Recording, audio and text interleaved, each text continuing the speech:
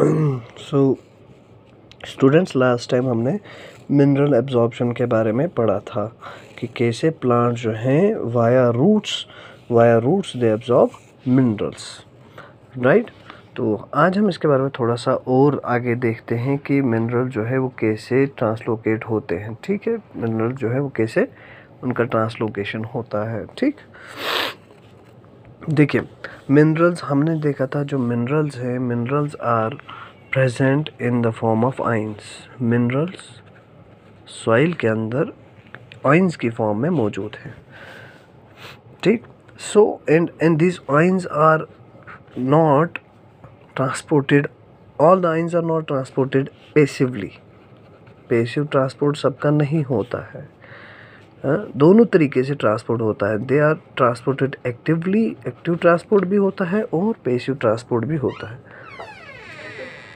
हमें पता है कि एक्टिव ट्रांसपोर्ट जो है, एक्टिव ट्रांसपोर्ट के अंदर जो है दे रिक्वायर एटीपी मॉलिक्यूल्स।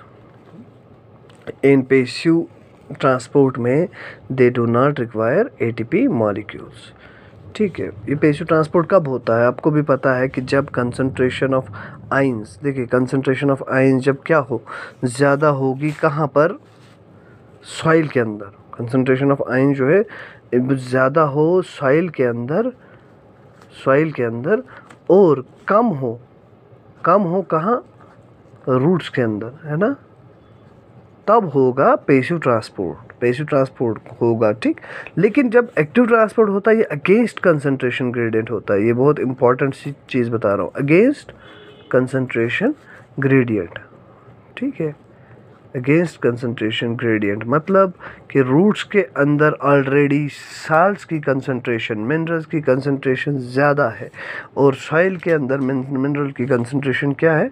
कम। तब जब ट्रांसपोर्ट होगा आइंस का, वो ट्रांसपोर्ट एक्टिव ट्रांसपोर्ट कहलाता है। ठीक है, सो ये एक्टिव ट्रांसपोर्ट जो होता है, आइंस का जो ट्रांसपोर्ट होता है, ठीक है। अब देखिए आइंस को क्रॉस करनी है plasma membrane, they have to cross the plasma membrane से गुजरना है। ठीक है, आपको याद होगा मैंने आपको बताया रूट का स्ट्रक्चर बताया है, मैंने आपको बताया है रूट हेयर्स बताए हमने कि जहाँ से एब्जॉर्प्शन होती है ना। सो आपको ये चीज़ याद रखनी है, अपने सामने ये चीज़ों को रखना है अपने। ठीक है, 100 टाइम्स ज़्यादा कंसंट्रेशन होती है रूट्स के अंदर आइंस की as compared to the soil, 100 times. इसका मतलब जो एक्टिव ट्रांसपोर्ट, जो मोस्ट ऑफ द ट्रांसपोर्ट होगा आइंस का, मिनरल्स का, साल्ट्स का, वो होगा एक्टिव ट्रांसपोर्ट के द्वारा, एक्टिव ट्रांसपोर्ट के ज़रिए होगा आइंस का अपटेक। ठीक है, थ्रू रूट्स। ठीक, वंस दे आर एब्जॉर्ब्ड, आपको पता है, मैंने आपको बताया है कि पहले एब्जॉर्प्शन होगा। Once they are reach to the xylem के बाद वो क्या किए जाएंगे? पहुंचाए जाएंगे कहाँ तक? Through the xylem vessels and tracheids. वो कहाँ तक पहुंचाए जाएंगे?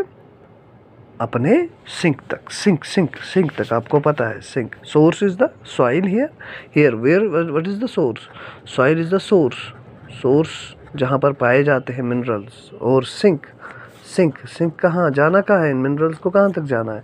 जो डेवलपिंग लीव्स हैं, डेवलपिंग लीव्स हैं, फ्लावर्स है ना, फ्रूट्स हैं, एटसेट्रा, इन तक जाना है। इसलिए इसका ये जो ये रीजन्स हैं, ये क्या कहलाएंगे? सिंक। और ये रीजन जहाँ पर मौजूद है पोटाशियम, कैल्शियम, फास्फोरस, सल्फर, ठीक है, ये आइंस, ये पोटाशियम, फास्फोरस, सल्फर है ना, कैल्शियम, इस सारे क्लोरीन, ये सब आइंस जहाँ पर मौजूद है उसको कहेंगे हम उसको हम कहेंगे सोर्स, और जहाँ तक जाना है उसको क्या कहेंगे हम? Sink, right. So first they are absorbed. Absorption का मतलब आपको पता है, मैंने बताया है, एब्जॉर्प्शन होगा रूट से हो, पहले एब्जॉर्ब किए जाएंगे रूट से, थ्रू किसके ज़रिए? आपको पता है, रूट हेयर्स के ज़रिए इनके एब्जॉर्प्शन होगी। रूट हेयर के ज़रिए, अब मैंने आपको बताया अगर रूट हेयर के ज़रिए होगा तो मोस्ट ऑफ द क्या होगा? Active transport, that they are absorbed by the root hair cells, epidermal. root hair cells are the epidermal cells. These are also the, ये भी कौन से cells होते हैं? एपिडर्मिस के, which are meant for the absorption. तो इनके ज़रिए होगा एब्जॉर्प्शन, और ये रूट हेयर्स के ज़रिए जब एब्जॉर्ब किए जाएंगे फिर ये आपको पता है कहाँ से होके जाएंगे, कॉर्टेक्स से होके जाएंगे, कहाँ जाते हैं, कॉर्टेक्स से होके फिर एंडोडर्मिस, एंडोडर्मिस से होके कहाँ होगी मूवमेंट इनकी भी, एंडोडर्मिस से होके फिर ये जाएंगे पेरीसाइकिल, एंड पेरीसाइकिल के बाद होगा इनका मूवमेंट कहाँ पर, जाइलम तक, xylem. So the movement of the ions का मूवमेंट कहाँ से, रूट से होके, किसके ज़रिए, रूट हेयर के ज़रिए, रूट हेयर इनको एब्जॉर्ब करेंगे, एक्टिव प्रोसेस से एब्जॉर्ब करेंगे, एटीपी की मदद से एब्जॉर्प्शन होगा मोस्ट ऑफ द आइंस का।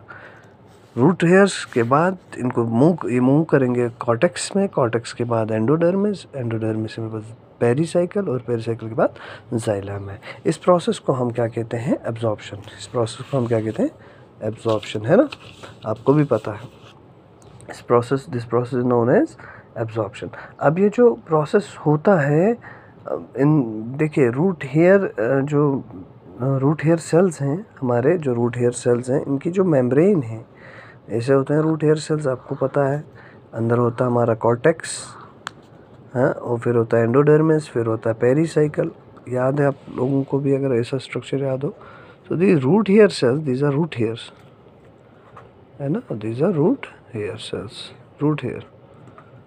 इन रूट हेयर की जो प्लाज्मा मेम्ब्रेन होती है, इन रूट हेयर की जो क्या होती है, प्लाज्मा मेम्ब्रेन होती है। उस प्लाज्मा मेम्ब्रेन के ऊपर जो है वहाँ पर आयन पंप्स होते हैं। क्या होते हैं, आयन पंप्स।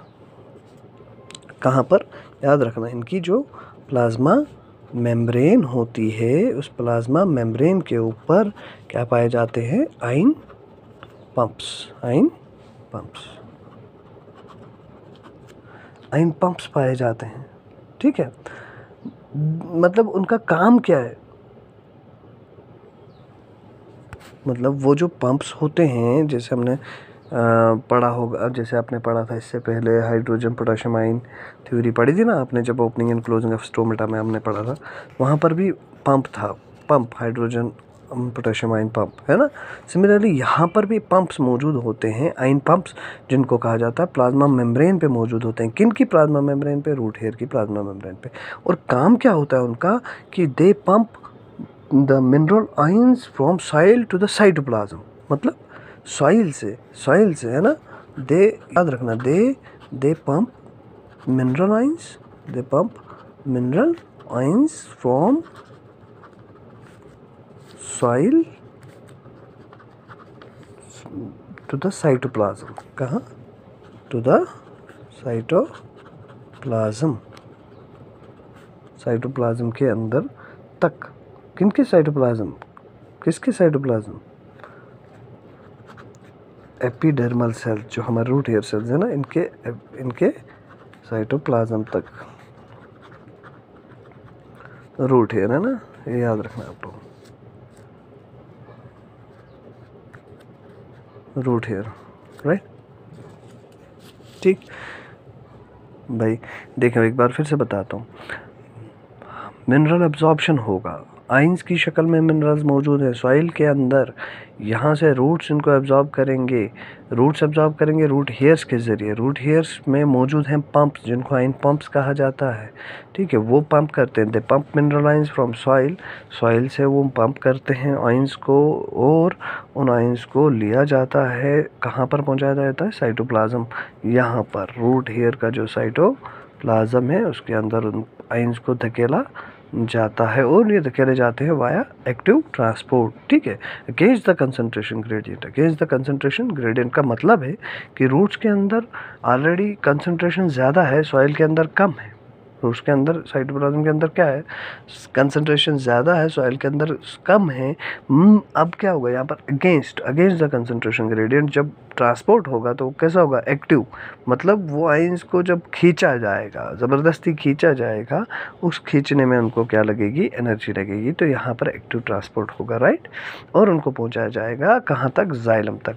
तो इसको हम कहेंगे, क्या कहेंगे, एब्जॉर्प्शन। क्या कहेंगे, एब्जॉर्प्शन, राइट। फिर होगा इसका ट्रांसपोर्ट। फिलहाल आप इतना देख लीजिए।